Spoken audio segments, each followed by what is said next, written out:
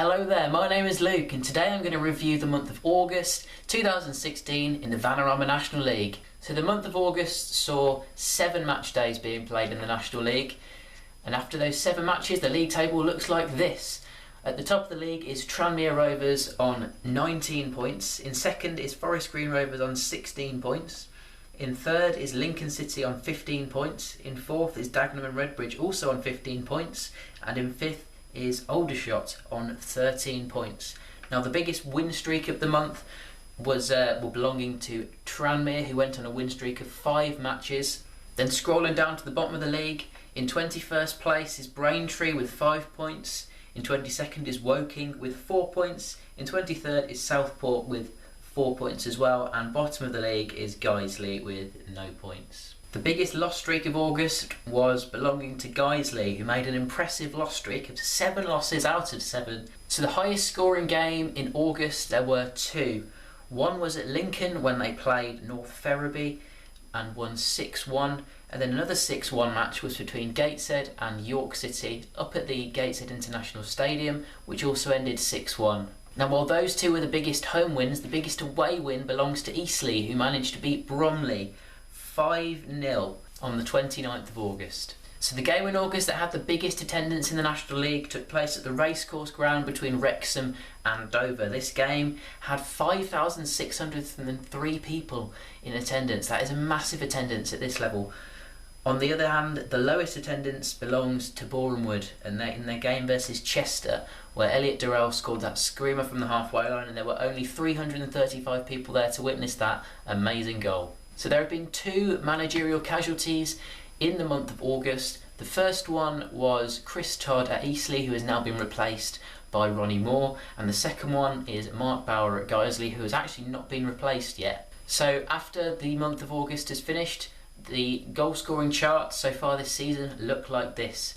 The top scorer in the league is Johnny Margetts of Lincoln City, who has actually now moved to Scunthorpe, so he won't be on this list for much longer. He has got 5 goals. So has James Nord of Tranmere, who is still at Tranmere, so he's obviously going to keep going and scoring loads of goals. He's also got 5 goals. And then third place is Ryan Bowman with 4 goals, and he's also moved. He's moved to Motherwell. So these goal scorers in the National League of August, they're all moving. So now on to the goals of the month, and I've picked out my top 3, and the first one is Elliot Durrell on match day 3 playing Dagenham and Redbridge, and he did this. The second goal I'm going to include in my top 3 goals of the month was also Elliot Durrell again. This goal that he scored against Boreham Wood from the halfway line, you can't leave it out. And my third favourite goal of this month was a non-Elliot Durrell goal, and it was Oliver Norburn on match day 1 for Macclesfield when he managed to do this absolute peach of a volley. So overall, in the awards for August, the manager of the month was given to Gary Brabin of Tranmere. Obviously they are top of the league, they are unbeaten in August, so it made sense to give him the manager of the month award. And the player of the month, after scoring those 2 brilliant goals that you've just seen, it was in fact Elliot Durrell of Chester. So now I'm going to talk about teams that I think had a really good month, and the first team that I'm going to talk about is Sutton United, because they are now 6th after 7 match days at the end of August. They have got 13 points, they are newly promoted, they've had a great start. That's more than they could have hoped for, I think. Tranmere also, really good August, they are unbeaten, they got 6 wins and 1 draw in August.